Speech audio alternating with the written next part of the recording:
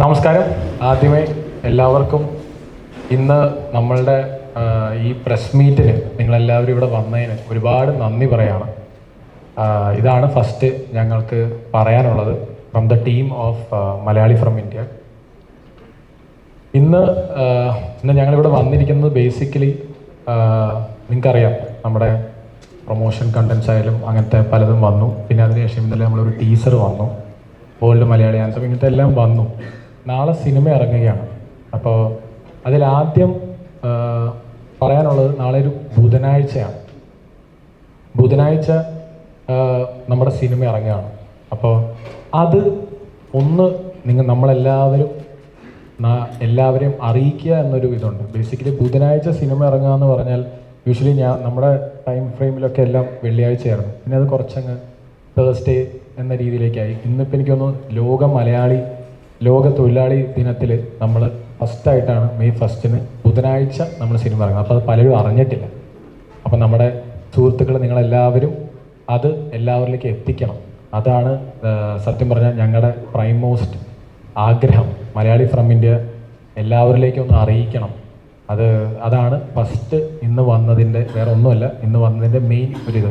വെള്ളിയാഴ്ച നടികർ സിനിമ ഇറങ്ങുന്നുണ്ട്.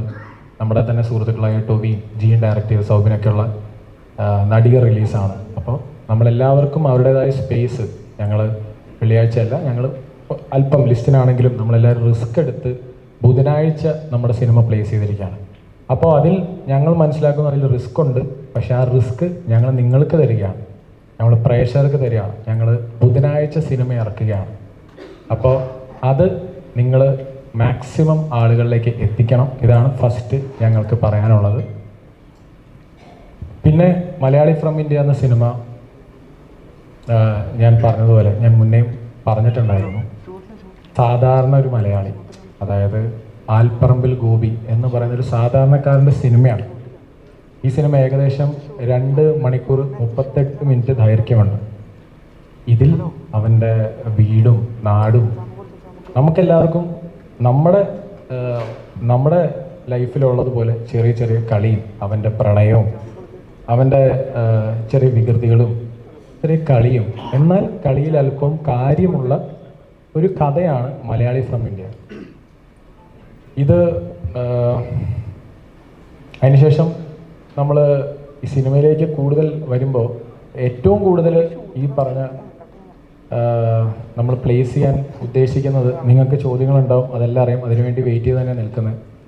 അതിന് മുന്നേ തന്നെ ഇപ്പോൾ എല്ലാവരും ചോദിക്കുന്നൊരു പോയിന്റ് ഉണ്ടായിരുന്നു, എന്തായിരുന്നു പ്രൊമോഷന് നിവിനായാലും ധ്യാനായാലും അല്ലെങ്കിൽ അനശ്വര ഇവരുടെയൊക്കെ ഇൻ്റർവ്യൂസ്.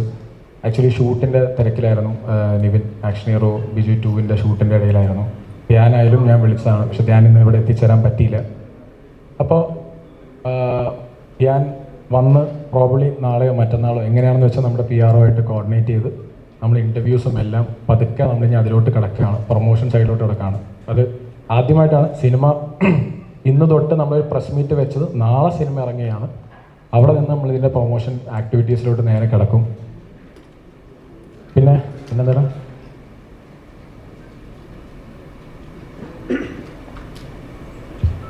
അങ്ങനെ. അപ്പോൾ നിങ്ങൾ ആഗ്രഹിച്ചതുപോലെ നിവിൻ എല്ലാവരെയും നമ്മൾ നാളെ അല്ലേ ബ്രോ?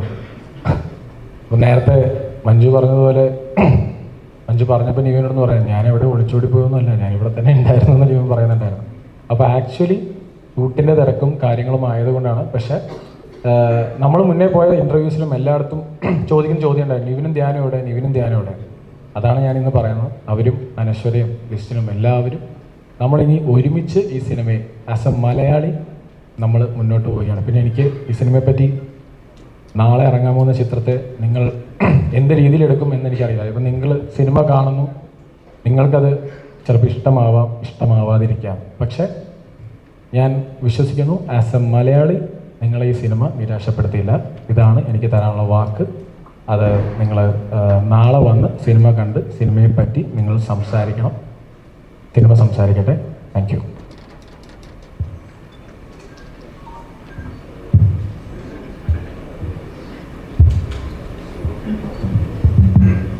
എന്നോടധികം സംസാരിക്കരുതെന്ന് റിജോ പറഞ്ഞിട്ടുണ്ട്. അതുകൊണ്ട് അധികം സംസാരിക്കുന്നില്ല. നാളെ സിനിമ ഇറങ്ങുന്നിടത്ത് നമ്മളുടെ സംസാരത്തിന് വലിയ പ്രസക്തിയില്ല. ഡിജോ പറഞ്ഞത് ആസ് എ മലയാളി നിങ്ങൾ ഈ സിനിമ നിരാശപ്പെടുത്തില്ല എന്നാണ്. ഡിജോയുടെ തന്നെ വാക്കുകൾ ഞാൻ കടമെടുക്കുന്നു. ആസ് എ മലയാളി, വീണ്ടും പറയുന്നു, ആസ് എ മലയാളി ഈ സിനിമ കണ്ട് നിങ്ങൾക്ക് തിയേറ്ററിൽ നിന്നും തല കുനിച്ചിറങ്ങേണ്ടി വരില്ല. ഡിജോയുടെ തന്നെ വാക്കുകളാണ്, എൻ്റെ സംവിധായകൻ്റെ വാക്കുകളാണ്. ഇത് പറയുമ്പോൾ ആ സ്റ്റേറ്റ്മെൻറ്റിൻ്റെ ഡെപ്ത് എന്താണെന്നും ഗ്രാവിറ്റി എന്താണെന്നും അറിയാത്തവരല്ല ഞങ്ങൾ. ആ കോൺഫിഡൻസ് ഞങ്ങൾക്ക് ഈ ചിത്രത്തിലുണ്ട്, ഓഡിയൻസിലുണ്ട്. ഞങ്ങൾ ഈ സിനിമ മലയാളത്തിൽ മാത്രമേ ഇറക്കുന്നുള്ളൂ, വേൾഡ് വൈഡ്. ഞങ്ങൾ ഇതിനു മുന്നത്തെ സിനിമ ജനഗണമന 4 ഭാഷയിൽ ഇറക്കി, 4 ഭാഷയിൽ നെറ്റ്ഫ്ലിക്സിൽ ട്രെൻഡിങ് ആക്കിയതാണ്. അവിടുന്ന് നമ്മൾ ഈ സിനിമ ചെയ്യുമ്പോൾ നമുക്ക് ഈ സിനിമ മലയാളത്തിൽ മാത്രം മതി എന്നുള്ള ഞങ്ങളുടെ തീരുമാനത്തിന് പിന്നിൽ ഈ സിനിമ ഇതിൻ്റെ പൂർണ്ണാർത്ഥത്തിൽ ഒരു മലയാളിക്കേ കിട്ടുള്ളൂ. ആ മലയാളിയുടെ ഭാഷയിൽ തന്നെ വേണം മറ്റ് ഭാഷക്കാരും ഈ സിനിമ കാണാനെന്ന് ഞങ്ങൾ ആഗ്രഹിക്കുന്നു. അതുകൊണ്ട് ഈ സിനിമ വളരെ അഭിമാനത്തോടെ ഞങ്ങൾ ഇറക്കുന്ന സിനിമയാണ്. ഇപ്പം ജനഗണമന എന്തുകൊണ്ട് ആ ടൈറ്റിൽ ഇട്ടു എന്നുള്ളത് ആ സിനിമ കാണുമ്പോൾ നിങ്ങൾക്ക് മനസ്സിലായിട്ടുണ്ട്. വെറുതെ ഒരു പ്രൊമോഷണൽ കണ്ടന്റിന് വേണ്ടിയല്ല മലയാളി ഫ്രം ഇന്ത്യ എന്നൊരു ടൈറ്റിൽ വെച്ചിട്ടുള്ളത്. അതുകൂടെ പറയാനാണ്. മലയാളത്തിൽ മാത്രമേ ഇറക്കുന്നുള്ളൂ. പിന്നെ ഈ പറയുന്ന പോലെ മലയാളിയെ ഭയങ്കര പൊക്കിയടിച്ചാൽ അവൻ വന്ന് തിയേറ്ററിൽ പടം കാണുന്നു എന്നുള്ള മിഥ്യാധാരണയൊന്നുമില്ല. നമ്മളൊക്കെ മലയാളികളായിരുന്നു, നമുക്ക് ഓപ്പണായിട്ട് സംസാരിക്കാമല്ലോ. അങ്ങനെ ഭയങ്കരമായിട്ട് മലയാളിയെ പൊക്കിയടിച്ചാലൊന്നും അവൻ തിയേറ്ററിൽ വന്ന് പടം നല്ലതാണെങ്കിൽ മാത്രമേ അവൻ പടത്തിന് കൈയടിക്കുള്ളൂ. പക്ഷേ ഇത് ഞങ്ങളുടെ വിശ്വാസമാണ്, ഞങ്ങളുടെ സംവിധായകൻ്റെ വാക്കാണ്. ഈ സിനിമ ആസ് എ മലയാളി നിങ്ങൾക്ക് തിയേറ്ററിൽ വന്ന് തലകുനിച്ച് പോകേണ്ടി വരില്ല. കാണാം.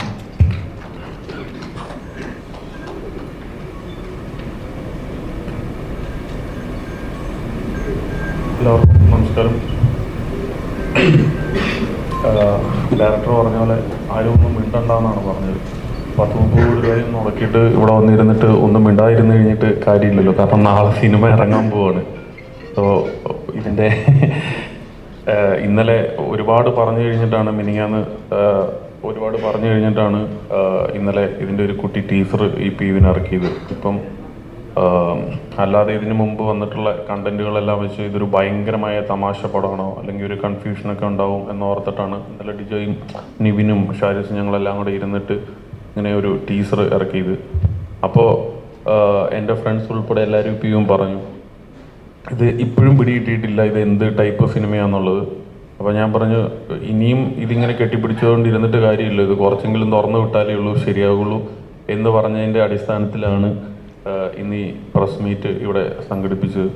അപ്പം ഡിജോ പറഞ്ഞ പോലെ ഇവിടെ ഇരുന്നിങ്ങനെ ഇവിടെ വന്നിട്ട് സീരിയസ് ആയിട്ടിരിക്കാനാണ് പറഞ്ഞത്. അപ്പോൾ അതുകൊണ്ടിട്ട് അനശ്വര ഭയങ്കര സീരിയസ് ആയിട്ടാണ് ഇരിക്കുന്നത്. നിവിൻ ഭയങ്കര സീരിയസ് ആയിട്ടാണ് ഇരിക്കുന്നത്. അപ്പോൾ എല്ലാവരും ഡിജോ പറയുന്ന കൃത്യമായ ചോദ്യങ്ങൾ ചോദിക്കുക, കൃത്യമായ മറുപടി കൊടുക്കുക, ഇതാണ് ഉദ്ദേശ ലക്ഷ്യം. സോ അപ്പോൾ എന്ത് ചോദിക്കാനുണ്ടെങ്കിലും ധൈര്യമായിട്ട് ചോദിക്കാം. ഡിജോ അതിനെല്ലാം ഷാരിസും പ്രിപ്പയറാണ്. അപ്പോൾ അതുകൊണ്ടിട്ട് കൃത്യമായ ഉത്തരം തരും.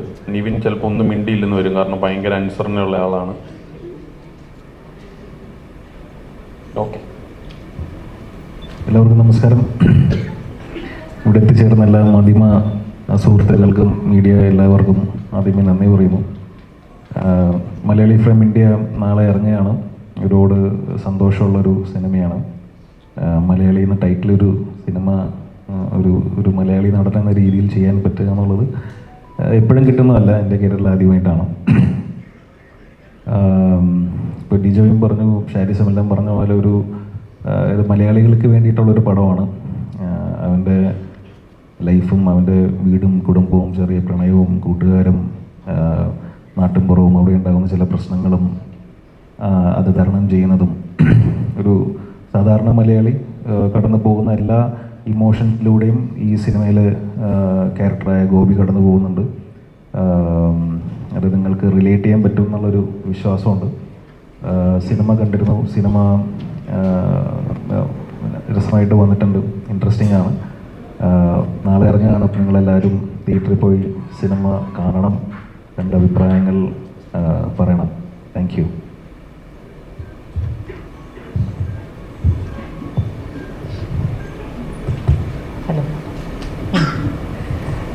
ഹായ്, എല്ലാവർക്കും നമസ്കാരം. തന്നെ ഇവിടെ വന്ന എല്ലാവർക്കും താങ്ക് യു സോ മച്ച്. അപ്പം മലയാളി ഫ്രം ഇന്ത്യ ഇപ്പം നാളെ റിലീസാവാണ്, മെയ് 1 റിലീസാവാണ്, ഒരു ബുധനാഴ്ച റിലീസാവാണ്. വളരെ കുറച്ച് ദിവസങ്ങൾ മാത്രമേ ഞാൻ സെറ്റിലുണ്ടായിട്ടുള്ളൂ, അപ്പം വളരെ കുറച്ച് ഭാഗമേ ആവുള്ളൂ. പക്ഷേ ഞാൻ കണ്ടെടുത്തോളം ഞാൻ ഒരുപാട് കാണാൻ എക്സൈറ്റഡ് ആയിട്ടുള്ളൊരു സിനിമയാണ് മലയാളി ഫ്രം ഇന്ത്യ.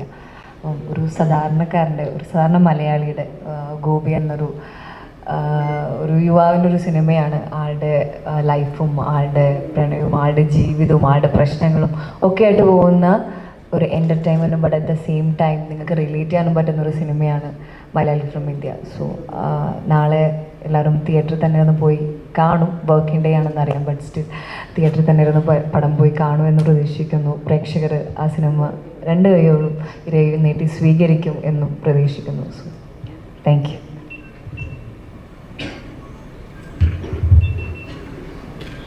എന്തായാലും ഈ സിനിമയുടെ 4 ക്വസ്റ്റ്യൻസ് ആണ് ഇന്നിപ്പോൾ നമ്മൾ നിങ്ങളെ അഡ്രസ്സ് ചെയ്യാനായിട്ടാണ് വന്നിരിക്കുന്നത്.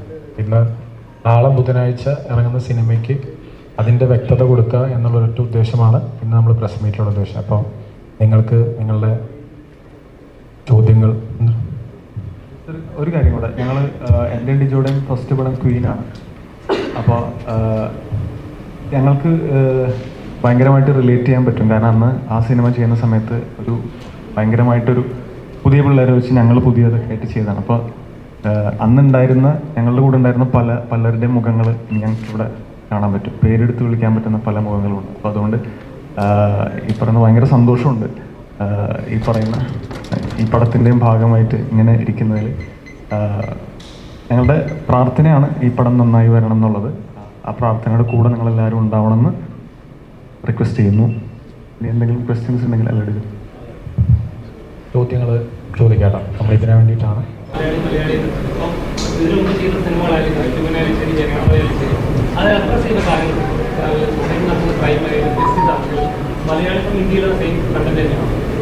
അല്ല, മലയാളി ഫ്രം ഇന്ത്യയിൽ സെയിം കണ്ടന്റ് അല്ല, 2 സിനിമ. ക്വീനും ജനഗണമനയിൽ നിന്ന് ടോട്ടലി ഡിഫറെൻ്റ് ആയിട്ടുള്ളൊരു. ഇപ്പോൾ എല്ലാത്തിനകത്തും ക്യൂവിലായാലും ശരി, ജനഗണമന അത് അഡ്രസ്സ് ചെയ്യുന്ന ഒരു ക്രൈമുണ്ട്, അല്ലെങ്കിൽ നമ്മുടെ സൊസൈറ്റി റെപ്രസെന്റ് ചെയ്യുന്ന അല്ലെങ്കിൽ സൊസൈറ്റി നടക്കുന്ന ചില കാര്യങ്ങളുണ്ട്. ഒരു പ്രതിഷേധമുണ്ട് അതിനകത്ത്. മലയാളി ഫ്രം ഇന്ത്യയിലും ആ ഒരു ടൈപ്പ്. ഇതിൽ പ്രതിഷേധമൊന്നുമല്ല. ഇപ്പം ഈ പറഞ്ഞതുപോലെ ഇപ്പം ക്വീൻ എന്ന് പറഞ്ഞ സിനിമയിൽ അവിടെ നിങ്ങൾക്ക് കണക്ട് ചെയ്യാൻ പറ്റും. എനിക്കൊന്ന് ഏറെക്കുറെ കണക്ട് ചെയ്യാൻ പറ്റിയ ക്യാമ്പസിൽ പിള്ളേർക്കാണ്. അവർക്ക് ഉണ്ടായൊരു ഇൻസിഡൻറ്റ് അത് തന്നെയാണ്. ഇപ്പോൾ ബ്രദർ ചോദിച്ച ചോദ്യത്തിനോട് തന്നെയാണ് ഉത്തരം പറയുന്നത്. ക്വീനിൽ അങ്ങനെയാണ് കണക്ട് ചെയ്യാൻ പറ്റും. ജനഗണമനിൽ മോർ ഓഫ് നമ്മൾ കണ്ടതോ അല്ലെങ്കിൽ കേട്ടതുമായ ഏതോ ഒരു ഇൻസിഡൻറ്റിലേക്ക് ഭയങ്കരമായിട്ടൊരു കണക്ട് ഫീൽ ചെയ്തു. ഇത് അതുപോലെ ഒരു സാധാരണ മലയാളിക്ക് ഭയങ്കരമായിട്ട് കണക്റ്റ് ആവും എന്നാണ് ഞങ്ങളുടെ പ്രതീക്ഷ. അത് ഞങ്ങളുടെ ആത്മവിശ്വാസമാണ്, കൂടെ പ്രാർത്ഥനയുണ്ട്. കാര്യം ഇത് അതുകൊണ്ട് തന്നെയാണ് മലയാളി ഫ്രം ഇന്ത്യ എന്ന ടൈറ്റിലേക്ക് ഞങ്ങൾ വെച്ചത്. ജനഗണമന എന്ന് പറയുന്ന ടൈറ്റിൽ വെച്ചപ്പോൾ ആദ്യം പലരും ചോദിച്ചത് എന്താണ് ഈ ടൈറ്റിൽ കൊണ്ട് ഉദ്ദേശിക്കുന്നത്. ആ ഉദ്ദേശം എനിക്ക് തോന്നുന്നു സിനിമ കണ്ടു കഴിഞ്ഞപ്പോഴാണ് കുറേ കൂടെ കിട്ടിയത്. അതുപോലെ തന്നെ മലയാളി ഫ്രം ഇന്ത്യ ഞങ്ങളുടെ ആൽപ്പറമ്പിൽ ഗോപിയുടെ കഥയാണ്. ഇത് എല്ലാവർക്കും കണക്ട് ചെയ്യാൻ പറ്റും. അവൻ്റെ ആ യാത്ര അല്ലെങ്കിൽ അവൻ്റെ ജീവിതം ഭയങ്കരമായിട്ട് കണക്റ്റബിൾ ആവും എന്നാണ് ഞങ്ങളുടെ പ്രാർത്ഥന. ഇതിന്റെ ടീച്ചർ ഫസ്റ്റ് ഇറങ്ങിയ സമയത്ത് ഇവനെ ഇൻട്രൊഡ്യൂസ് ചെയ്യുന്ന സമയത്തും കൃഷ്ണ സോങ് ഇറങ്ങിയ സമയത്തും ഞങ്ങൾ കാണുന്ന എല്ലാ പ്രശ്നം വിചാരിച്ചാൽ നിവിൻ ധ്യാൻ കോംബോ വരുന്ന ഔട്ട് ആൻഡ് ഔട്ട് കോമഡി ചിത്രമായിരിക്കും. പക്ഷെ ഇന്നലെ ഇറങ്ങിയ ഒരൊറ്റ ടീച്ചർ കൊണ്ട് എൻ്റയർ ഇത് മാറ്റി. ശരിക്കും ഇത് ഏത് ടൈപ്പ് ജോണർ ചിത്രമാണ്? അല്ല, ഇതാണ് ഇപ്പോൾ ബ്രദർ ചോദിച്ച ചോദ്യമാണ് ഞങ്ങൾ ഇന്നലെ ടീസർ വിടാനുള്ള കാര്യം ഞങ്ങൾ പ്രോമോ ചെയ്ത സമയത്ത് ഞാനും നിവിനും തമ്മിലുള്ള ഒരു ജിമ്മിലെ സീക്വൻസ് അത് പ്ലാൻഡ് സീനായിരുന്നു. അപ്പോൾ അത് നമ്മൾ ചെയ്തു, ആൾക്കാർ ഭയങ്കര റെസ്പോൺസ് കിട്ടി. പക്ഷെ അതിലും നമ്മൾ ചെറുതായിട്ട് ഹിൻറ്റ് ചെയ്യുന്നുണ്ട് ഈ സിനിമ അതല്ല. സിനിമയിൽ ചെറിയ കൊച്ചു കൊച്ചു തമാശകളുണ്ടാവും, കാര്യമുണ്ടാവും. ഞാൻ നേരത്തെയും പറഞ്ഞല്ലോ, അവൻ്റെ കളിയും ആ കളിയിൽ അല്പവും കാര്യമുള്ള സിനിമയാണ്. അപ്പോൾ പക്ഷേ എനിക്കൊന്ന് പ്രേക്ഷകർ ആ പ്രോമോ കണ്ടപ്പോഴും അല്ലെങ്കിൽ വേൾഡ് മലയാളി ആന്തം കണ്ടപ്പോൾ എല്ലാവരും ആ കളിയിലേക്ക് ഭയങ്കരമായിട്ട് ഫോക്കസ്ഡായി. എല്ലാവരും വിചാരിച്ചു ഇതൊരു ഔട്ട് ആൻഡ് ഔട്ട് ഒരു ലാഫ് റയറ്റാണ് സിനിമ. അപ്പോഴാണ് ഞങ്ങൾക്ക് അത് ശരിക്കും പറഞ്ഞാൽ പ്രേക്ഷകർ ഞങ്ങൾക്ക് തന്ന ബോധ്യമാണ്. കാര്യം ഞങ്ങൾ എവിടെ ചെന്ന് നോക്കുമ്പോൾ ചിരിച്ചിരിച്ചും അപ്പോഴാണ് ഞങ്ങൾക്ക് മനസ്സിലാവുന്നത് ഇത് അങ്ങനെ അതല്ല. നമ്മൾ ഉദ്ദേശിച്ചത് കുറേ നാളേക്ക് ഇപ്പം നിവിൻ വേറൊരു സ്ട്രീം ഓഫ് സിനിമ അറ്റംപ്റ്റ് ചെയ്ത് ഭയങ്കര രസകരമായിട്ട് അപ്പോൾ നിവിൻ്റെ ആ തമാശ വരുന്നുണ്ട്. അപ്പോഴാണ് നമ്മൾ പറഞ്ഞ പോലെ വർഷങ്ങൾക്ക് ശേഷം വരികയും തിരിച്ച് അതിലോട്ട് വരുന്ന സമയത്ത് ഈ പറഞ്ഞ പോലെ എല്ലാവരുടെയും പ്രതീക്ഷ കുറേയും കൂടെ കളിയിലേക്ക് മാത്രമായി. അപ്പോഴാണ് ഞങ്ങൾ ഇന്നലെ കളിയിൽ അല്പം കാര്യം എന്ന രീതിയിലേക്ക് ആ ടീസർ വിട്ടത്. അപ്പോൾ എനിക്ക് തോന്നുന്നു അത് കുറച്ചും കൂടെ ഇന്നിപ്പോൾ വന്നിരിക്കുന്ന എല്ലാവർക്കും ഭയങ്കര ക്ലിയർ ആയിട്ടുണ്ടാവും. അതാണ് ബ്രദർ ചോദിച്ചതിൻ്റെ റീസൺ. നിങ്ങൾ തന്നെ തന്ന റെസ്പോൺസിലാണ് ഞങ്ങൾക്ക് ഒരു തിരിച്ചറിവുണ്ടായി, ഞങ്ങൾ അങ്ങനെ ഒരു ടീസറിലോട്ട് പോവാൻ ഞങ്ങൾക്ക് പറ്റിയത്. അതാണ് അതിൻ്റെ റീസൺ. ഡിജോ ഇവിടെ ഇപ്പോൾ ഇവിടെ ഓക്കെ. ഈ എല്ലാവരും ടീച്ചർ കണ്ടപ്പോൾ തന്നെ എല്ലാവരും പറഞ്ഞൊരു ഫാക്ടർ ഉണ്ടല്ലോ, ഈ നിവിൻ പോളിയും അല്ലെങ്കിൽ എന്റർടൈൻമെന്റ് സോണിലേക്ക് കൊണ്ടുവരുന്നു എന്നുള്ളത്. ശരിക്കും അവിടെ ഇപ്പോൾ രണ്ടാമത്തെ ടീച്ചർ ഇട്ടപ്പോഴും ശരിക്കും അവിടെ സംഭവിച്ച ഒരു റീഡിഫൈനിങ് ഫാക്ടർ ഉണ്ടല്ലോ.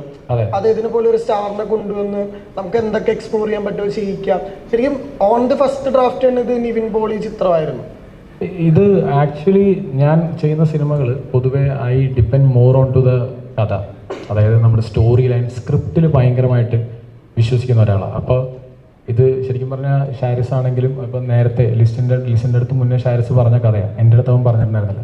ഷാരിസ് പിന്നെ എപ്പോഴോ ഒരു ദിവസം എൻ്റെ അടുത്ത് ചുമ്മാ തമാശയ്ക്ക് പറഞ്ഞപ്പോൾ എനിക്ക് ഭയങ്കരമായിട്ട് കണക്റ്റായി. അത് may be as A Malayali എനിക്ക് കിട്ടിയൊരു വികാരമായിരിക്കാം. എനിക്കത് ഭയങ്കരമായിട്ട് കണക്റ്റായി. അപ്പോൾ അതിൻ്റെ ഇടയിൽ ഞാനും നിവിനും തമ്മിലൊരു കോൺവെർസേഷൻ ഉണ്ടായിരുന്നു, എന്തെങ്കിലും നമ്മൾ പ്ലാൻ ചെയ്യണം എന്നുള്ളൊരു വന്നപ്പോൾ പെട്ടെന്ന് അങ്ങനെ വന്ന ഒരു പ്രോജക്റ്റാണ് ഈ മലയാളി ഫ്രം ഇന്ത്യ. അതല്ലാതെ നമ്മൾ നേരത്തെ പ്ലാൻ ചെയ്തു. പക്ഷേ ഈ സിനിമയിൽ എനിക്കൊരു കാര്യം ഉറപ്പ് പറയാൻ പറ്റും. ഇന്നലെ വന്ന ടീസറിലാണെങ്കിലും എല്ലാവരും എക്സ്പെക്ട് ചെയ്യുന്ന ഒരു നിവിൻ പോളിയുടെ ഒരു ഹ്യൂമർ സൈഡ് മാത്രമാണ്.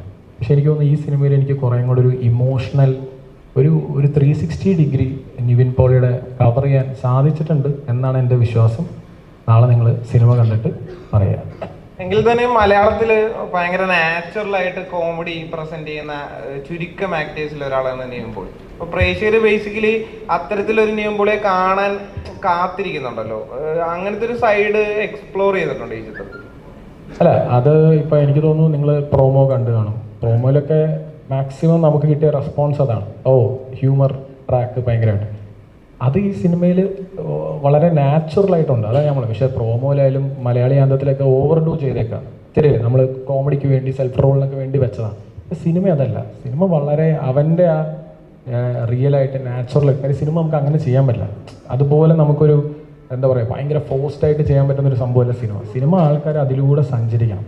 അപ്പോൾ ഇതൊരു വളരെ സാധാരണ സിനിമയായിട്ട് പോകുമ്പോൾ ചെറിയ ചെറിയ ലൈറ്റർ മൊമെൻറ്റ്സ് ഉണ്ടാവും. അതേ ഉള്ളൂ. അല്ല ഞാൻ ഒരു സ്ഥലത്തും ഓവർ ഡൂ ചെയ്തിട്ടില്ല.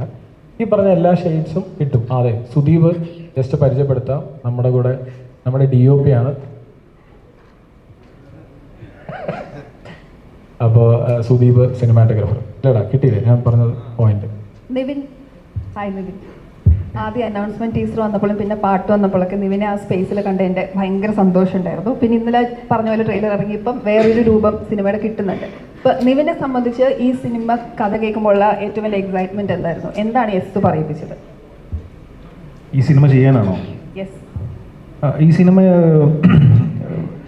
വളരെ റിലേറ്റബിൾ ആയിട്ടുള്ളൊരു കഥയായിരുന്നു. ആ ക്യാരക്ടർ ആൽപ്പറമ്പിൽ ഗോപി വളരെ റിലേറ്റബിൾ ആയിട്ടുള്ളൊരു ക്യാരക്ടർ. എനിക്ക് അത്തരം ക്യാരക്ടേഴ്സ് ചെയ്യാൻ ഭയങ്കര ഇഷ്ടമുള്ള ആളാണ്.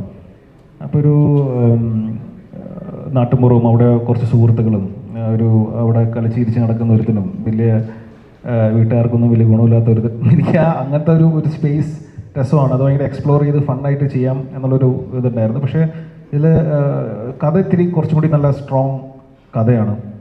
അപ്പോൾ അത് വെറുതെ തമാശ പരിപാടിയല്ല. തമാശ പരിപാടിക്ക് മുമ്പ് ചെയ്തിട്ടുണ്ട്. അപ്പോൾ അതും എന്നാലൊരു ഇപ്പം നേരത്തെ പറഞ്ഞ പോലെ ഈ കളിയിൽ അല്പം കാര്യം എന്ന് പറയുന്ന പോലെ ഒരു വളരെ രസകരമായിട്ടൊരു ബ്ലെൻഡ് ഈ പടത്തിലുണ്ട്. അപ്പോൾ അത് ചിലപ്പോൾ തിയേറ്ററിൽ പ്രേക്ഷകർക്ക് വർക്കാവും എന്ന് തോന്നി. അതാണ്.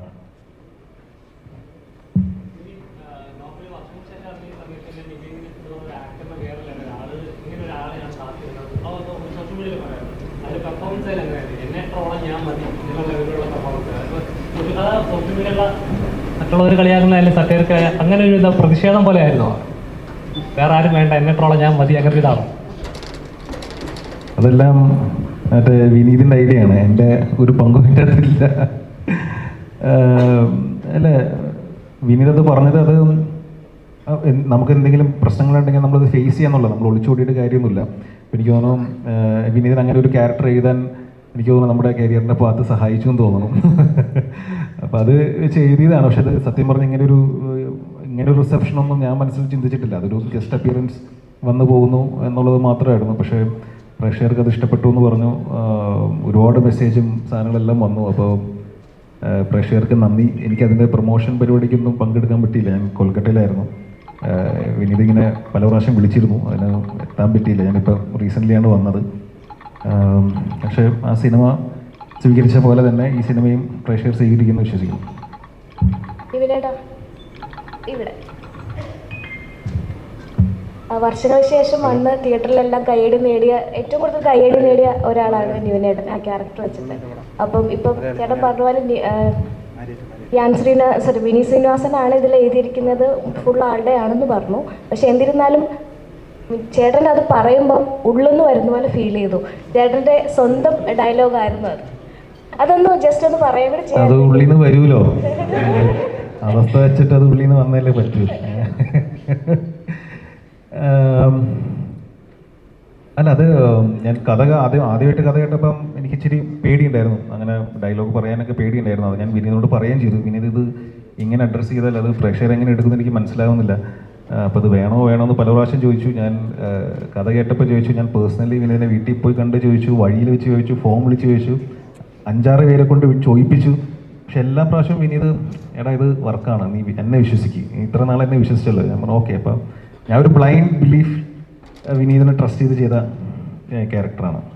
അതൊരു 2 ഡയലോഗ് കേൾക്കാൻ എല്ലാവർക്കും ആഗ്രഹമുണ്ട്. അത് നമുക്ക് ഇനിയൊരു വേദിയിലാവാം. കാരണം അല്ലെങ്കിൽ നമുക്ക് മലയാളി ഫ്രം ഇന്ത്യനെ കുറിച്ച് സംസാരിക്കാം പ്ലീസ്. അതിനോട് പേഴ്സണലായിട്ട് പറയാം.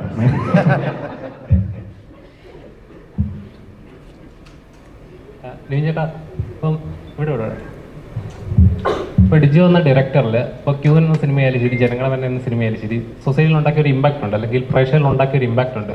അപ്പോൾ അങ്ങനെ ഒരു ഡയറക്ടർ വന്ന് സമീപിച്ചപ്പോൾ എന്തായാലും എൻ്റെ കരിയറിൽ ഒരു മാറ്റം ഉണ്ടാകുന്ന ഒരു കഥയായിരിക്കും എന്നൊരു എക്സ്പെക്ടേഷൻ ഉണ്ടാവുമല്ലോ ഓട്ടോമാറ്റിക്കലി. അപ്പോൾ ഇങ്ങനൊരു കഥ ചെയ്യുന്ന സമയത്ത് അല്ലെങ്കിൽ കരിയറിൽ എൻ്റെ ബ്രേക്ക് ത്രൂ തരുന്ന ഒരു കഥാപാത്രമായിരിക്കും ഇത്. അല്ല, ഭയങ്കര എക്സ്പെക്ടേഷനോ അല്ലെങ്കിൽ അങ്ങനെ ലൈഫ് ചേഞ്ചിങ് ക്യാരക്ടറോ അങ്ങനെ ഫീൽ ചെയ്തിട്ടല്ല. ഈ സിനിമ നല്ലതാണ്. ഷാരിസിൻ്റെ എഴുത്ത് എനിക്കിഷ്ടമാണ്. ഡിജോയുടെ മുമ്പത്തെ 2 സിനിമകളും എനിക്ക് ഇഷ്ടമാണ്. അപ്പം ഇവരുടെ ഒരു കോമ്പിനേഷനിലൊരു വർക്കുണ്ട്. ഓഡിയൻസിനെ എവിടെയോ കണക്ട് ചെയ്യുന്ന കാര്യങ്ങൾ ഇവരുടെ സിനിമയിലൂടെ വരുന്നുണ്ട്. വളരെ ഇൻട്രസ്റ്റിംഗ് ആയിട്ടുള്ള ഫിലിം മേക്കറാണ് ഡിജോ. അപ്പോൾ പിന്നെ ഈ കഥയും എനിക്ക് ആ ഗോപിയോട് എനിക്ക് റിലേറ്റ് ചെയ്യാൻ പറ്റി. അങ്ങനെ എടുത്ത സിനിമയാണ്. എന്തെങ്കിലും മാസ് ഡയലോഗ് ഞങ്ങൾ പ്രതീക്ഷിക്കാമോ? എന്തെങ്കിലും മാസ് ഡയലോഗ് ഞങ്ങൾ പ്രതീക്ഷിക്കാമെന്ന് ജനഗണമനയിലൊക്കെ ഉണ്ടായതുപോലെ? ഇല്ല. അത് ഞാൻ ചോദിച്ചു, പക്ഷെ അത് ഞാൻ പറഞ്ഞ ഏക്കില്ല എന്നാണ് പറഞ്ഞത്. അപ്പോൾ അതുകൊണ്ട് ഞാൻ അല്ലേ ഡിജോ? അല്ലാതെ പ്രൊമോയിൽ പറഞ്ഞല്ലോ മാസ് ഡയലോഗ് എല്ലാം പൃഥ്വിരാജൻ അല്ലടാ. അല്ല, ഇത് അതാ ഞാൻ പറഞ്ഞത്, സിനിമ ജനഗണമനായിട്ടൊന്നും അങ്ങനെ ഒരു ഇന്നലെ വിട്ട് ടീസർ ആ പറഞ്ഞ വളരെ ഒരു ലൈറ്റർ വേർഷനിൽ നിങ്ങൾ കണ്ടാൽ മതി. ഇങ്ങനെ ഭയന്ന് മാരകമായിട്ടൊന്നുമില്ല. Cinema is a light film. ഈ ഫസ്റ്റ് അനൗൺസ്മെന്റ് ടീസറിൽ പറഞ്ഞല്ലോ ഇത് പാൻ ഇന്ത്യൻ പരിപാടിയല്ല, ഇതൊരു സാധാ പരിപാടി. അപ്പോൾ ആ ഡിസിഷൻ ഫസ്റ്റ് തന്നെ ഉണ്ടായിരുന്നാണോ? ഇതൊരു ഇത്ര ലാംഗ്വേജസ് റിലീസ് ചെയ്യേണ്ട, ഇത് മലയാളത്തിൽ തന്നെ എല്ലാവരിലേക്ക് എത്തണം, ആ ഒരു കാര്യം? നമ്മളുടെ ഭാഷയിൽ കുറച്ചൊക്കെ ബാക്കിയുള്ളവർ കേൾക്കട്ടെ, നമ്മുടെ ഭാഷയിൽ തന്നെ നമ്മുടെ സിനിമ കാണട്ടെ എന്നുള്ള പർപ്പസ്ഫുൾ തീരുമാനം. അതിന് ഈ സിനിമ പെർഫെക്റ്റ് ആണെന്ന് ഞങ്ങൾ വിശ്വസിക്കുന്നു. നമ്മളുടെ ഒരു ഇതെന്താണെന്ന് അറിയൂടാ, ഇപ്പോൾ നമ്മളിവിടെ നിന്ന് FM ഇപ്പോൾ വെച്ച് നോക്കിയാൽ നമ്മളൊരു അരമണിക്കൂറിലൊരു തമിഴ് പാട്ട് നമ്മൾ കേൾക്കും അല്ലേ? നീ ചെന്നൈയിൽ പോയിട്ടോ ബാംഗ്ലൂർ പോയിട്ടോ ഒന്ന് പ്ലേ ചെയ്യും, അവരുടെ ഭാഷയിൽ മാത്രമേ പാട്ടുകൾ കേൾക്കുള്ളൂ. നമ്മളെല്ലാത്തിനെയും സ്വീകരിക്കുന്നവരാണ്. മലയാളിയുടെ ഏറ്റവും വലിയൊരു ഒരു ക്രെഡിറ്റാണ് നമ്മളെല്ലാത്തിനെയും സ്വീകരിക്കുന്നവരാണ്. ഒരു വേൾഡ് കപ്പ് സമയത്ത്, ഫുട്ബോൾ വേൾഡ് കപ്പ് സമയത്ത് 10-20 രാജ്യങ്ങളിലെ കൊടി ഉയരുന്ന ഒരു സംസ്ഥാനമാണത്. അങ്ങനെയുള്ളൊരു നാടാണ്. അപ്പോൾ ആ നാടിനെ, ആ മലയാളിയെ നമ്മൾ റെപ്രസെൻ്റ് ചെയ്യുമ്പോൾ മലയാളിയെ നമ്മൾ ഡബ് ചെയ്തിട്ട് കേൾക്കണോ, മലയാളിയെ നമ്മൾ വേറൊരു ഭാഷയിൽ ഡബ് ചെയ്യണോ എന്നുള്ളത് ഞങ്ങളെ സംബന്ധിച്ചൊരു വലിയ ചോദ്യമായിരുന്നു. വേണ്ട, ഈ വർഷം നമ്മൾ തകർത്തുകൊണ്ടിരിക്കുകയല്ലേ. നമ്മളുടെ സിനിമ അല്ലേ എല്ലാവരും വെയിറ്റ് ചെയ്യുന്നത്, നമ്മളുടെ സിനിമകളല്ലേ വെയിറ്റ് ചെയ്യുന്നത്. നമ്മളുടെ ഭാഷ ബാക്കിയുള്ളവർ കേൾക്കട്ടെ, നമ്മളുടെ ഭാഷയിൽ തന്നെ കേൾക്കട്ടെ. ഈ മുണ്ടെടുത്ത് സൈക്കിളിൽ ഈ 2 പേര് പോകുന്ന, ലുങ്കി എടുത്ത് പോകുന്നത് ഇതായിരിക്കണം ഞങ്ങളുടെ ടീസർ എന്നും ഫസ്റ്റ് ലുക്ക് എന്നും, ഈ ഫസ്റ്റ് ലുക്ക് തന്നെ ലോകമെമ്പാടുമുള്ള സ്ക്രീനുകളിൽ വരണം എന്നും ആഗ്രഹിച്ചാണ് ഞങ്ങൾ ഈ സിനിമ തുടങ്ങിയത്. കാരണം ഇത് ലുങ്കി ഉടുക്കുന്നവൻ്റെയും മുണ്ടെടുക്കുന്നവൻ്റെയും സിനിമയാണ്. അതിനെ ഡബ് ചെയ്യണ്ട. ഉണ്ടായിരുന്നത് പോലെ ആ കണ്ട വേർഷൻ തന്നെയാണ്, അല്ലെങ്കിൽ ടീസറിൽ കണ്ടത് തന്നെയാണ് സിനിമയിൽ. പ്രൊമോഷൻ മെറ്റീരിയലിൽ കണ്ടതൊക്കെ ഇറ്റ്സ് ടോട്ടലി ഡിഫറെൻറ്റ്. കണ്ടാൽ ശ്രദ്ധിച്ചാൽ മനസ്സിലാവും. ഇവൻ്റെ രൂപവും ലുക്കും എല്ലാം നമ്മൾ ഡിസൈൻ ചെയ്തേക്കണ റെപ്രസെൻറ്റിങ് ഒരു സാധാരണ മലയാളി. ഇത്രയുള്ളൂ. ലിസ്റ്റിൻ ചേട്ടൻ എന്താ ഈ ചിത്രം പ്രൊഡ്യൂസ് ചെയ്യാന്നൊരു തീരുമാനത്തിലേക്ക് എത്തുന്നത് എങ്ങനെയായിരുന്നു? ഇപ്പൊ നിവിൻ ധ്യാൻ ചിത്രം. ഇപ്പം ഞാനും അത് ആലോചിച്ചുകൊണ്ടിട്ടിരിക്കുന്നത്. കാരണം ഇത് ഇത്രയും ഫുൾ റിസ്കിൽ ഇപ്പം ഞാൻ ഇത്രയും സിനിമകൾ നിർമ്മിച്ചിട്ടുണ്ട്. പക്ഷേ ഞാൻ ആദ്യമായിട്ടാണ് ഫുൾ റിസ്കിൽ ഒരു സിനിമ ഇറക്കുന്നത്. അപ്പോൾ ഇതിൻ്റെ ഒരു അവസ്ഥ എന്താകുമെന്ന് ഞാനിങ്ങനെ കുറേ ദിവസങ്ങളായിട്ട്, ഭാര്യ അതുകൊണ്ടിട്ട് എൻ്റെ കൂടെ നിൽക്കാതെ വീട്ടിലും ടൂർ പോയേക്കുവാണ്. കാരണം നമ്മുടെ ഈ ടെൻഷൻസൊക്കെ ഈവൻ കണ്ടുകൊണ്ട് ആണെന്ന് തോന്നുന്നു. കാരണം ഒരു സിനിമ ഇറക്കിയിട്ടിട്ട് അതിൻ്റെ കാര്യങ്ങൾ പോലും പുറത്തേക്ക് വിടുന്നില്ല. അതുപോലെ ഇന്നലെ ഞങ്ങളെല്ലാം നിർബന്ധിച്ചിട്ടാണ് ഡിജോ വിടുന്നത്. കാരണം അപ്പോൾ അതിൻ്റെ സസ്പെൻസ് പോവും. ഞാൻ ചോദിച്ചാൽ 1-ാം തീയതി ഇറങ്ങുമ്പോൾ ഇത് ഓൾറെഡി പോകുമല്ലോ, ഇപ്പോൾ 2 ദിവസം മുമ്പ് പോയാൽ എന്താ കുഴപ്പമിരിക്കുന്നത്? ഇല്ല, 2 ദിവസത്തോടെ വെയിറ്റ് ചെയ്യും. അപ്പോൾ അങ്ങനെ ഞാൻ നിർബന്ധിച്ചതിൻ്റെ പേരിലാണ്. അപ്പം നിവിനും ഇതെല്ലാം കേട്ടോണ്ടിട്ടിരിക്കുകയാണ്. ഞാൻ അപ്പം നിവിനോടും പറഞ്ഞു, നിവിനെ ഇവൻ നമ്മളെ മൊത്തത്തിൽ പറ്റിച്ചുകൊണ്ടിരിക്കുകയാണെന്നൊരു സംശയമുണ്ട്, നമുക്ക് എത്രയും പെട്ടെന്ന് ഒരു പ്രസ് മീറ്റ് കൊടുക്കണം. അങ്ങനെ നിവിൻ പറഞ്ഞു ശരി, അപ്പം അങ്ങനെയാണ് ഒരു പ്രസ് മീറ്റ് തന്നെ നമുക്ക് വെക്കാമെന്നുള്ള ഒരു വാശിയുടെ പുറത്താണ് ഇന്ന് പ്രസ് മീറ്റ് പോലും വെച്ചത്. അല്ലെങ്കിൽ ഇന്ന് മിനിങ്ങാന്നിറങ്ങിയ ടീച്ചറും കാണത്തില്ല, ഇന്നത്തെ പ്രസ് മീറ്റും കാണത്തില്ല. അപ്പം ചിലപ്പോൾ എനിക്ക് ഡൗട്ട്, നാളെ കഴിഞ്ഞ് ചിലപ്പോൾ ഞാനും കാണത്തില്ല.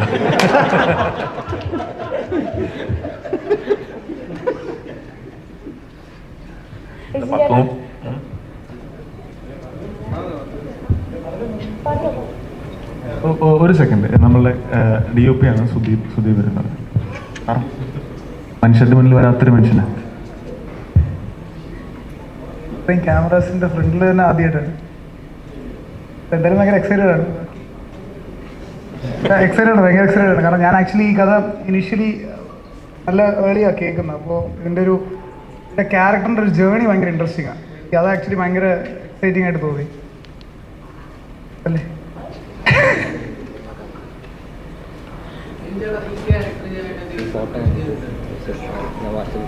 ഉണ്ടായിരുന്നു. ഒരു 1-2 മണിക്കൂർ ഒരു വിഗ് വയ്ക്കാൻ വേണ്ടിയിട്ട് ഞങ്ങൾ കുറേ നേരം പ്രിപ്പയർ ചെയ്തല്ലേ ഡിജോ? ഒരു ദിവസം മൊത്തം ഏറ്റവും അലമ്പ് വിഗ് എങ്ങനെ സെറ്റ് ചെയ്യാമെന്നുള്ള ഡിസ്കഷൻ ആയിരുന്നു. അപ്പോൾ അതിങ്ങനെ കുറേ ഇട്ട് ഞങ്ങൾ പലത് വെച്ച്, പിന്നെ അത് സമയമെടുക്കും. ആ പ്രോസസ്സ് തന്നെ ഒരു 15-20 മിനിറ്റോളം അത് സെറ്റ് ചെയ്ത് അത് കുറച്ച് അങ്ങനെ ഭയങ്കര പ്രിപ്പയർ ചെയ്ത് അങ്ങനെയൊന്നും ചെയ്തിട്ടില്ല പടം. അങ്ങനെ കണ്ടറിയാലോ. ചേട്ടാ, ടീസർ ഇറങ്ങിയ സമയത്ത്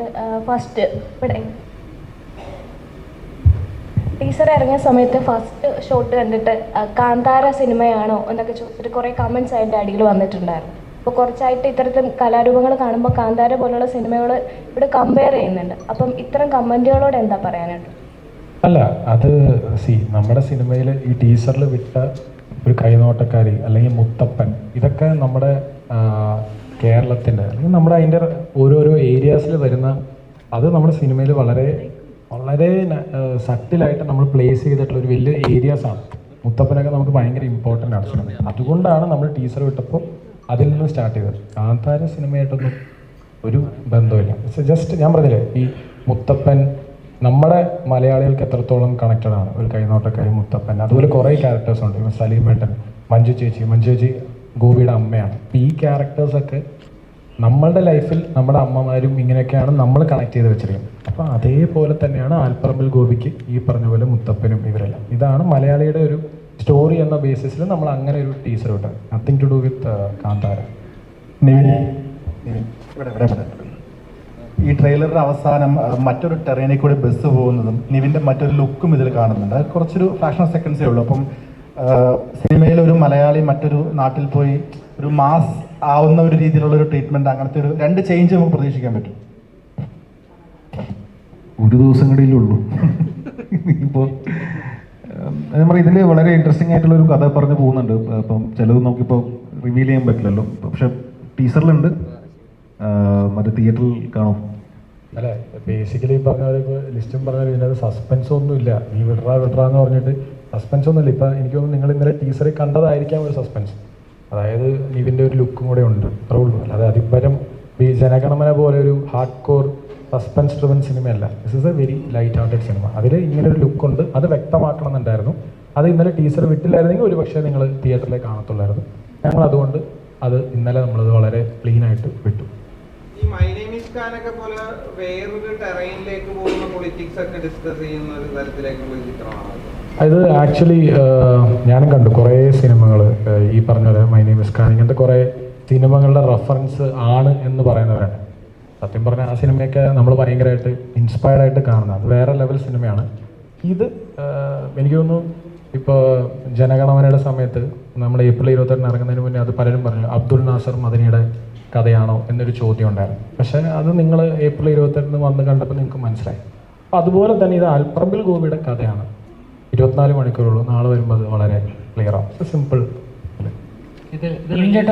അതായത് നാളെ തന്നെ മെയ് 1 റിലീസ് ചെയ്യുന്നു. കറക്റ്റ് അത് തൊഴിലാളി ദിനം. ഇത് കറക്റ്റ് ഒരു എന്തോ എല്ലാം സ്പെസിഫൈ പോയിന്റ് ചെയ്യപ്പെടുന്ന പോലെ ഒരു തോന്നൽ. അല്ല, അതാണ് തൊഴിലാളി ദിനത്തിൽ ശരിക്കും ഒരു പണിയെടുക്കാത്ത രണ്ടുപേരുടെ കഥയാണ് അത്.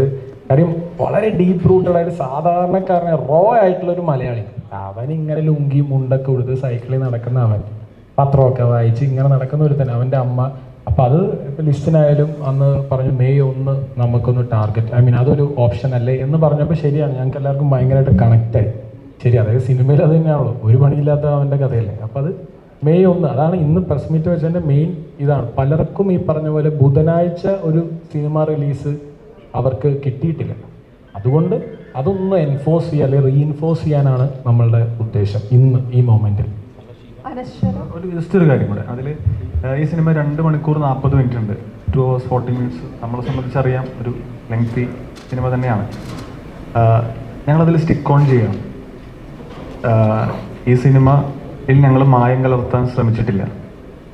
ഇതിൽ മായം കലർത്തി ഇത് പൊല്യൂട്ട് ചെയ്ത് ഇത് കുറച്ചുകൂടെ അങ്ങനെയൊന്നും നമ്മൾ വിചാരിച്ചിട്ടില്ല. ജെന്യുവൻലി ഞങ്ങൾ ഈ സിനിമയ്ക്ക് വിശ്വസിക്കുന്ന ലെങ്ത്തിൽ ഞങ്ങൾ ഇത് സിനിമ ഇറക്കുകയാണ്.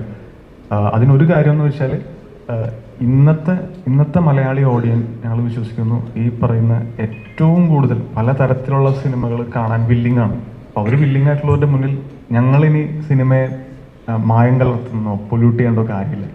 അത് ഈ വർഷത്തെ ഈ ട്രാക്ക് വെച്ചിട്ട് ഈ പറയുന്ന മലയാളികൾക്ക് അത് കണ്ട് അത് ഇഷ്ടമാവുമെന്ന് ഞങ്ങൾ പ്രതീക്ഷിക്കുന്നു, പ്രാർത്ഥിക്കുന്നു. ഞങ്ങളായിട്ട് ഇതിന് പൊല്യൂട്ട് ചെയ്യാൻ നോക്കിയിട്ടില്ല. ഞങ്ങൾ ജെന്യുവനായിട്ട് തന്നെ 100% കോൺഫിഡൻ്റ് ആയിട്ട് തന്നെ ഈ സിനിമ ഇറക്കും.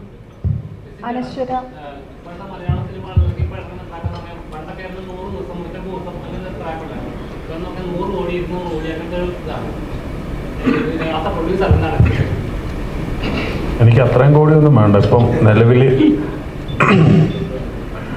ഈ ഇറങ്ങുന്ന എല്ലാ സിനിമകളും ഇപ്പോൾ നല്ല കണ്ടന്റ് ഓറിയൻറ്റഡ് ആയിട്ട് ഉള്ളതുകൊണ്ട് ഇതെല്ലാം നന്നായിട്ട് പൊക്കൊണ്ടിട്ടിരിക്കുകയാണ്.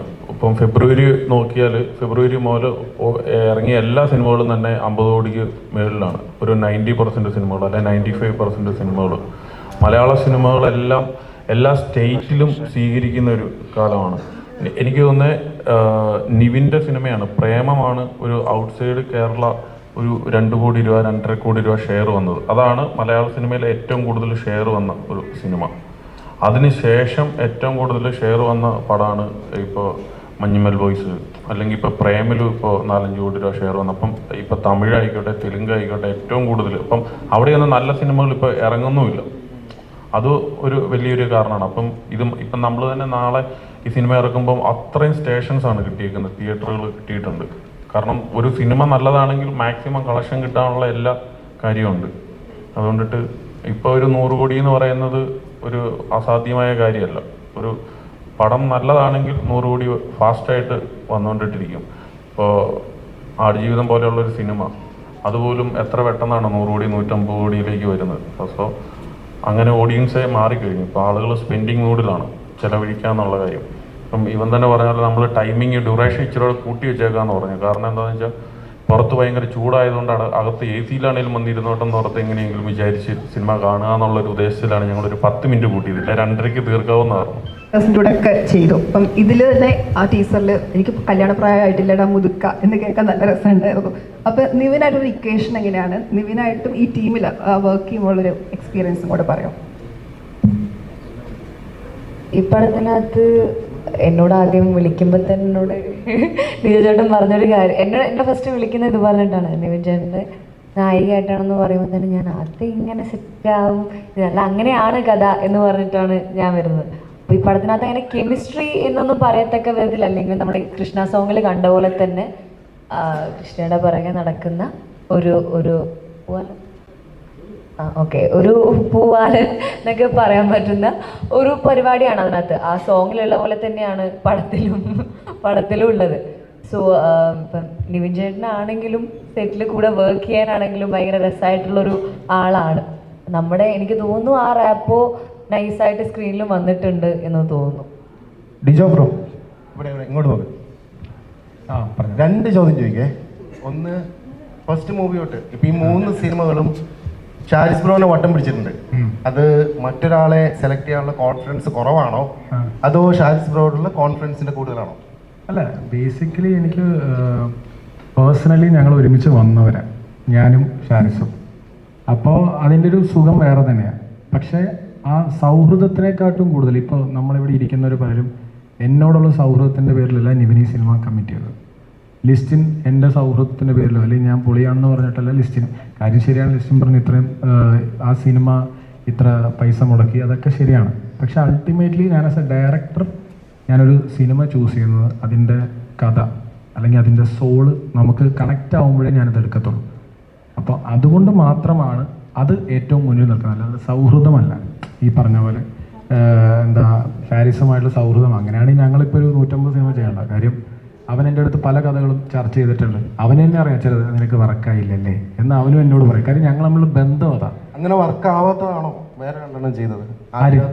ഇല്ലില്ല, അത് അവൻ എന്നോട് പറഞ്ഞതല്ല. ഒരു ക്വസ്റ്റ്യൻ കൂടെ.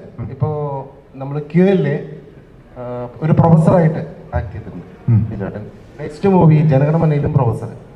അപ്പോൾ അതിലിപ്പോൾ കള്ളനും കൊള്ളക്കാരനും ബോംബുരനൊക്കെ ഉണ്ടായിട്ട് ഈ പ്രൊഫസർ തന്നെ തിരഞ്ഞെടുത്തത് ബോധപൂർവ്വം എടുത്തതാണ്? അല്ല, അത് അങ്ങനത്തെ സിനിമയിൽ അവിടെ ഒരു ഏരിയ വന്നപ്പോൾ ഞാനത് എക്സ്പ്ലോർ ചെയ്യാമെന്ന് ഓർത്ത് എടുത്തത് മാത്രമാണ്. രണ്ടാമത്തെ ഇല്ല, അതവിടെ ഒരാൾ അല്ല, ഒന്നുമില്ല. ശരി, ഇല്ല, ഒന്നുമില്ല. വളരെ സിമ്പിളായിട്ട് അത് വന്നു ചേർന്നതാണ്, അതുകൊണ്ട് അല്ലാതെ വേറെ ഒന്നുമില്ല. ഇപ്പം ഇതിൻ്റെ അകത്ത് പ്രോമോ ചെയ്തതിൽ ഞാൻ ഡയറക്ടറായിട്ടല്ല, സിമ്പിൾ. വേറെ ഷാരിസ് ഇവിടെ ലെഫ്റ്റ്. ഈ ഒരു കലാകാരൻ അവൻ്റെ സൃഷ്ടിയിൽ അയാളുടെ പൊളിറ്റിക്സ് പറയാറുണ്ട്, രാഷ്ട്രീയം അഡ്രസ്സ് ചെയ്യാറുണ്ട്. ഇപ്പം ജനഗണമന നോക്കുകയാണെന്നുണ്ടെങ്കിലും ഷാരിസിൻ്റെ എഴുത്തുകളിൽ രാഷ്ട്രീയം വന്നിട്ടുണ്ട്. പലരും പറയാൻ ആഗ്രഹിച്ച കാര്യങ്ങൾ പറയുകയും തിയേറ്ററിൽ കൈഡി കിട്ടുകയും ചെയ്തിട്ടുണ്ട്.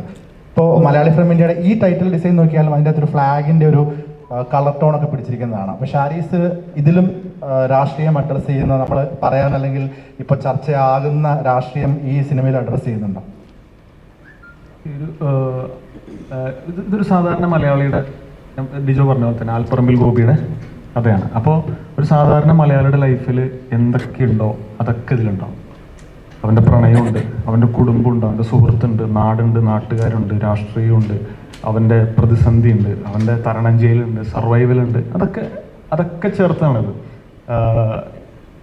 ഈ പറയുന്ന ആ ക്വസ്റ്റ്യനിലേക്ക് വരുമ്പോൾ മലയാളി നമ്മളല്ലേ ഉള്ളൂ ഇവിടെ, നമുക്ക് പറയാമല്ലോ. നമ്മൾ മലയാളി പത്രം വായിക്കുന്നവനുമാണ്, മലയാളി വനിതയും വായിക്കുന്നവനാണ്, അവൻ കളിക്കുടുക്കയും വായിക്കുന്നവനാണ്, അവൻ മുത്തുച്ചിപ്പിയും വായിക്കുന്നവനാണ്.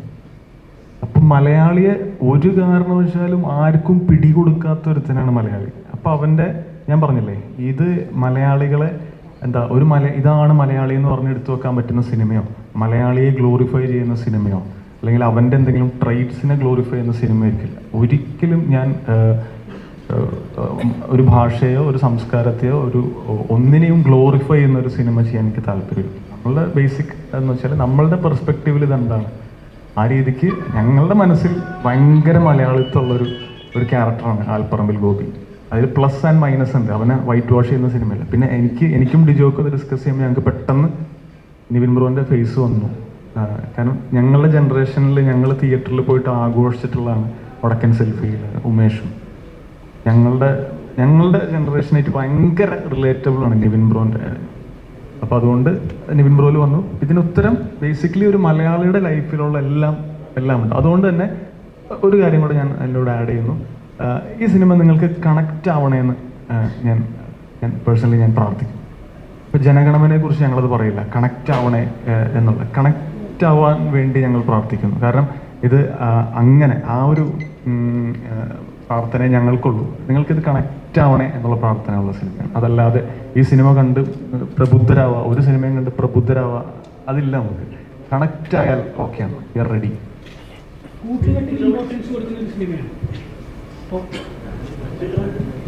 ഇപ്പം നമുക്കറിയാം നിവിൻ ചേട്ടനും ഉണ്ട്, അതുപോലെ തന്നെ ധ്യാനും ഉണ്ട്. അപ്പം മലയാളികൾക്ക് എന്ന് പറയുമ്പോൾ തന്നെ നമുക്കറിയാം നമ്മുടെ ഫ്രണ്ട്ഷിപ്പ്. ഇപ്പോൾ നമ്മൾ മലയാളി എന്ന് പറയുമ്പോൾ മുണ്ട്, ഷർട്ട്, റൈപ്പ് ആൻഡ് ക്ലാസ്, നമ്മുടെ കൂട്ടുകെട്ട്. അപ്പം അതുപോലെ കൂട്ടുകെട്ടിന് ഇമ്പോർട്ടൻസ് കൊടുക്കുന്ന ഒരു സിനിമയായിരിക്കുമോ ഈ മലയാളി ഫ്രം ഇന്ത്യ? ഇപ്പോൾ ഇവരുടെ കോംബോ ആദ്യമായിട്ടാണ്. അല്ല, എല്ലാം നീ പറഞ്ഞില്ലേ, ഇപ്പം ഇനിയിപ്പോൾ നമ്മൾ കടമെടുക്കാൻ പോകുന്ന ഓരോ വാക്ക് അത് നിനക്ക് കണക്റ്റ് ആയിട്ടുള്ളതാണ്. കൂട്ടുകെട്ട്, സൗഹൃദം, അല്ലെങ്കിൽ എന്താ പറയുക, എല്ലാം, അഹങ്കാരം, ഇതെല്ലാം നമ്മളുടെ വികാരമല്ലേ. ഇതേപോലെ നമുക്ക് എല്ലാ രീതിയിലും കണക്റ്റ് ആവുന്നു. സൗഹൃദം മാത്രമല്ല, എല്ലാം ഉണ്ട്. ചെറിയ വികൃതി, അല്ലെങ്കിൽ ഈ പറഞ്ഞ പോലെ പകുതി പ്രായമുള്ള പെണ്ണിൻ്റെ പുറം നടക്കില്ല. അതാണ് ഞാൻ പറയുന്നത്. എല്ലാം അടങ്ങുന്ന കുറേ ഇമോഷൻസ് ഉള്ള ഒരു ക്യാരക്ടറാണ് ആൽപ്പറമ്പിൽ ഗോപി. അയാളും അയാളുടെ സുഹൃത്തായ മൽഘോഷും. സുഷിൻ ശ്യാം, ഹലോ. സുഷിൻ ശ്യാം എല്ലാം ഇത്രയും പോപ്പുലറായി നിൽക്കുന്ന സമയത്ത് ജെയ്ക്സ് ബിജോയിനെ കൊണ്ടുവരാൻ എന്താ കാരണം? അത് ബേസിക്കലി ജെയ്ക്സ് ബിജോയിനെ കൊണ്ടുവന്നൊന്നുമല്ല. അദ്ദേഹം, ഞാൻ ക്വീൻ ചെയ്ത സമയത്ത് ജെയ്ക്സ് ആയിരുന്നു. അപ്പോൾ എൻ്റെ ആ സമയം മുതലേ ഞാൻ ബേസിക്കലി മ്യൂസിക് ഡയറക്ഷൻ ആഗ്രഹിച്ച് നടന്ന ആളാണ്. അപ്പോൾ അന്ന് എനിക്ക് ഭയങ്കര ഇൻസ്പയർഡ് ആയിരുന്നു ജെയ്ക്സിൻ്റെ മലയാളി എന്ന് പറഞ്ഞ ആൽബം. അങ്ങനെയാണ് ഞാനൊരു ആൽബം ചെയ്യാൻ ശ്രമിക്കുകയും ലാക്കോച്ച് എന്ന് പറഞ്ഞൊരു ആൽബം ഒക്കെ ചെയ്തതാണ്, വിനീതേട്ടനെ പാടിപ്പിക്കുകയോ ചെയ്തത്. അപ്പോൾ ജെയ്ക്സിലൂടെ ഞാൻ വന്ന് ഞങ്ങൾ ഭയങ്കരമായിട്ട് കംഫർട്ടബിളായി. അപ്പോൾ അതിനുശേഷം ജെയ്ക്സ് തന്നെയാണ് ക്വീൻ ചെയ്തത്, ജനഗണമനയും ഈ പറഞ്ഞ പോലെ നമ്മുടെ മലയാളി ഫ്രം ഇന്ത്യയും. അപ്പോൾ എൻ്റെ കൂടെ ഇപ്പോൾ അതൊരു സൗഹൃദമാണല്ലോ, ഞങ്ങളൊരു ആസ് എ ടീം വർക്ക് ആവുന്നുണ്ട്, എല്ലാ രീതിയിലും കണക്റ്റ് ആവുന്നുണ്ട്. അതുകൊണ്ടാണ് ഇപ്പോൾ സുഷിനെ എനിക്ക് ഭയങ്കര, നമ്മളെല്ലാം ഭയങ്കര ഇൻസ്പയർഡ് അല്ലേ സുഷിൻ്റെ വർക്ക്, ഇപ്പോൾ മഞ്ഞുമേലിലൊക്കെ. അപ്പോൾ ജെയ്ക്സും ഭയങ്കര ഇൻസ്പയർഡ്. ഞങ്ങൾ തമ്മിൽ ആ പാട്ടുകൾ കേൾക്കുകയും, അപ്പോൾ നമ്മുടെ ലിസ്റ്റിലുള്ള മെയിൻ പാട്ടുകളൊക്കെ അത് തന്നെയല്ലേ. പക്ഷേ ആസ് എ സിനിമ വരുമ്പോൾ ഞാനും ജെയ്ക്സും കുറച്ചും കൂടെ കണക്റ്റഡ് ആയതുകൊണ്ടാണ് ഞങ്ങൾ ആസ് എ ടീം വർക്ക് ചെയ്യുന്നത്.